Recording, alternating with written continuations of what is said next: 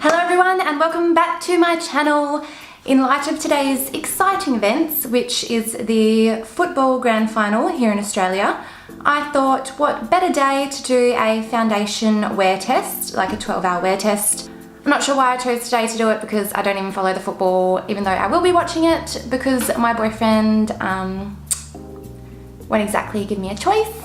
But I thought today is going to be like, obviously, a more full-on day than just a usual day. And I do have some things to do. I'm going to the shops and I'm going to dinner.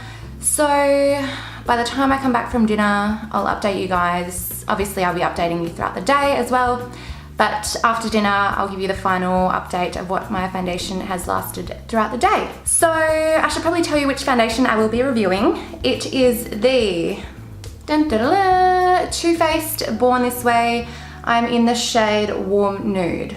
So if you'd like to see how this foundation lasts for about 12 hours, then please keep watching. To help the Too Faced foundation reach its full potential, I thought I'd go in with my little sample of the Hangover Primer by Too Faced. Love me a free sample. So I'm just gonna open this up. I haven't got anything on my face at all at the moment. They don't make this easy, do they? I'm just going to apply this on my face. All right, and I'm just going to massage that into the skin. This feels very, very moisturizing. And I seem to be really good at putting too much of this on. This is my second sample. Love it. It smells really yummy. If you've been following my Instagram, you would know that I am going to be doing a giveaway on this Tuesday, October the 2nd. I'm going to be announcing the full giveaway. I'm going to be like uploading a video of exactly what's in there. And to give you guys another little sneak peek, I've actually bought you the winner obviously, a Too Faced Hangover Primer, because when I tried the sachet the other day, it was really nice and I was like, you know what? I'm sure everyone wants to try it. I want to try it. I haven't even got it myself, for God's sake. You guys get it before I do. I've tried it obviously, but I don't have one myself, and I think I might have to get one. Usually at this point, I would go in with a concealer and spot conceal any of my little red dots, but I thought I'd just go straight in with the star of the show to see what the coverage is like. Now, the foundation, you get 30 mils, and this is what the packet looks like with the shade on the top. Just going to open this up. And this here is what the bottle looks like. This is also like a first impressions review as well, because I've never tried this. So I'm just going to take my damp beauty blender and maybe I'll give it a little shake. Does it say? No, it doesn't say. But I thought I'd give it a shake anyway. All right, so I'm just going to apply this directly to my face. Whoop. Is that my shirt? A little bit on the forehead, on the nose, and on the chin. So that looks like roughly one layer. And then I'm just going to bounce this into my skin.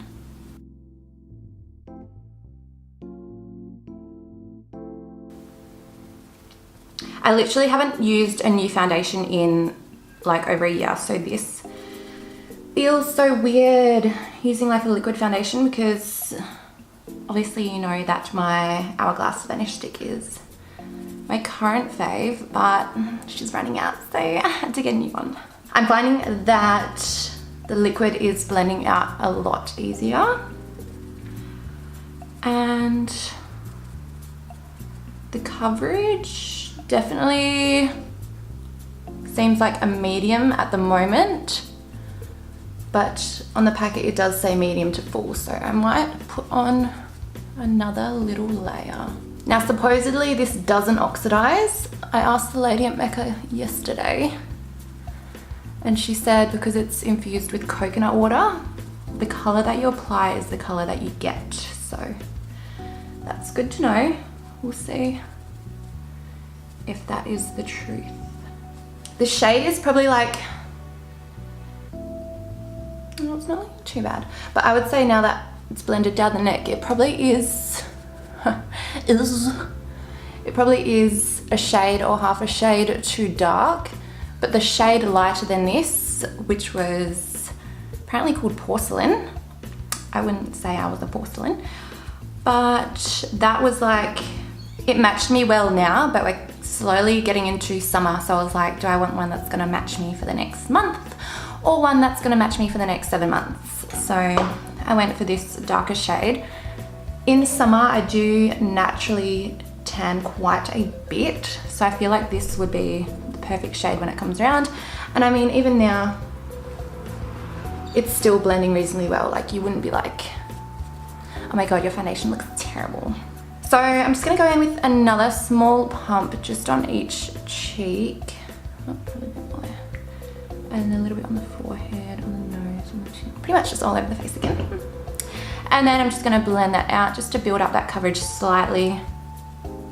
The finish of it so far looks sort of matte, but not like really matte, probably more of a satin. So this here is what 2 layers look like. I can still see a little bit of like discoloration peeping through, but I don't know, it's probably not the most full coverage foundation I've ever used. I think my Vanish stick would be more full coverage than this. You could probably build it up again, but do I want to have 3 layers on my face? Not really. Now I am going in with my Tarte Shape Tape Concealer in the shade Fair. If you saw my last video, you would know that's too light for me, so don't judge me. And I'm just going to apply a little bit of this under the eyes, otherwise I think I'm gonna highlight too much.